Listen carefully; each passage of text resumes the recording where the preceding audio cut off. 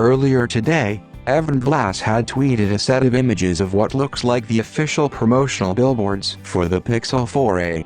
While the billboard appears to be a mock-up, the promotional images present in them seem legit.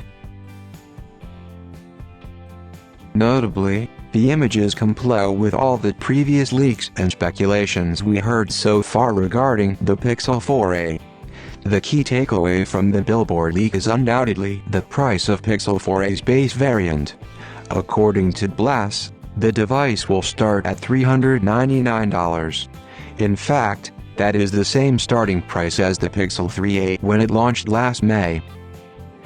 An allegedly leaked hands-on video that has been circulating on the media for the past 2 days revealed that the Pixel 4a will come with a 5.81-inch Full HD Plus display with 2340 x 1080 pixel resolution and 60 Hz refresh rate. Pixel 4a is expected to pack Snapdragon 730 chipset with 6 GB of RAM and 64 GB of internal storage.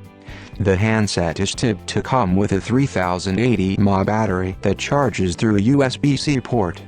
Moreover, it is said to retain the headphone jack.